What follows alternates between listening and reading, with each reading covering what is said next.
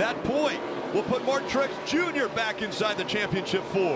Now Truex has to hold the 1 off and the 43 off, the 1 back to his rear bumper as the 48 continues to try to take the lead from the 11. Oh! The 11 around! What's going on, guys? Welcome back to another episode of KozMatt's Race Recap. Let's get right into the 34th race of the season, the last race of the round of 8 at Martinsville. This race decided who was locked into the championship 4, and it certainly did not disappoint. The front row to start today's race was Kyle Larson and Chase Elliott. Larson getting a great jump on the start of the race, with Martin Truex falling behind him in second place as everybody bumped and banged for that valuable track position. As we saw Kyle Larson absolutely dominate the early portion of stage 1, let me know if this story sounds familiar, until about 3 laps to go until the competition caution, lap traffic came into effect with Chase Elliott able to make the pass on his teammate, taking the lead.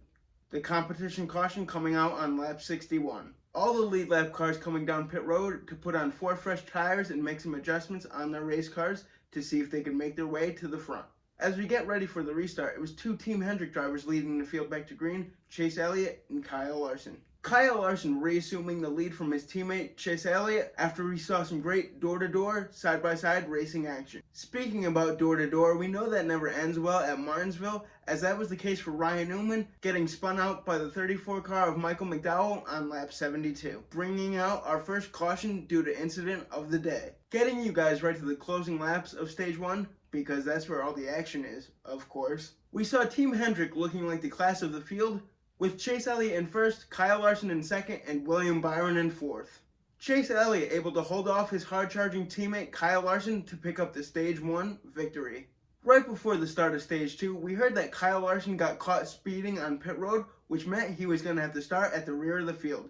As you will see, that was a pattern throughout the day. Gotta watch that pit road speed. With Kyle Larson having to start at the rear of the field, this allowed Chase Elliott to take advantage, holding off Martin Truex for the lead after Martin gave it a valiant effort. As it just seemed like nobody could touch the Team Hendrick cars, Chase Elliott just absolutely dominating stage 2, with Alex Bowman this time in second place, and William Byron in third.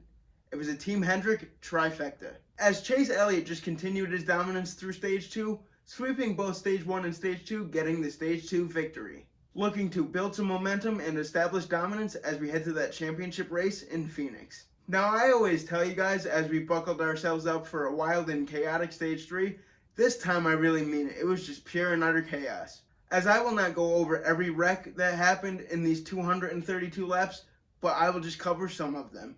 Getting you guys right into the action, we saw a new contender for Chase Elliott for that top spot as Denny Hamlin battled his way all the way to third place after having to start in the rear of the field. Although the battle for the lead was definitely heating up between Alex Bowman and Chase Elliott as they maneuvered through lap traffic.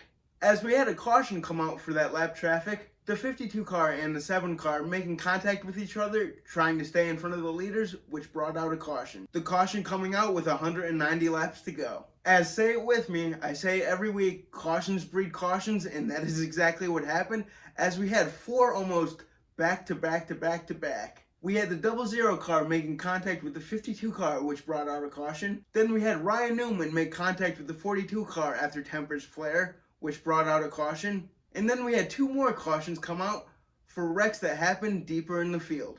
Just pure and utter chaos. As pretty much all the lead lap cars came down pit road under this last caution as their fuel window opened up to make it to the end of the race. As we saw 2 new leaders at the front after the caution, Denny Hamlin and Martin Truex. Denny Hamlin taking away first place from Martin Truex with 111 laps to go, as we saw things calm down somewhat.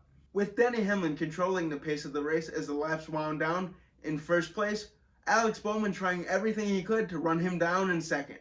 As we saw awesome side-by-side racing, and you know what happens with awesome side-by-side racing, Brad Keselowski intentionally spinning out Chase Elliott with 40 laps to go in the race, bringing out yet another caution. As we had another caution come out shortly after that, which meant we were going to have a 24-lap shootout to declare the race winner.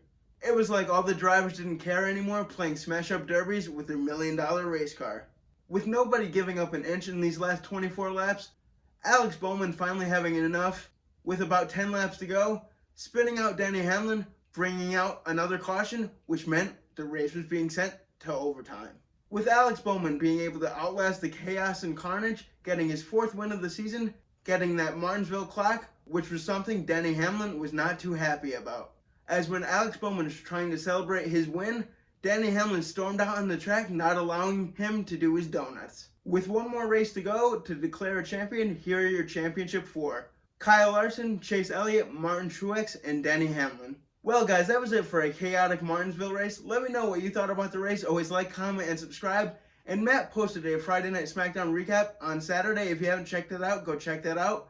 I will leave a link in the description, and we will see you guys Tuesday for a Monday Night Raw recap. Peace out. Come on and fight back.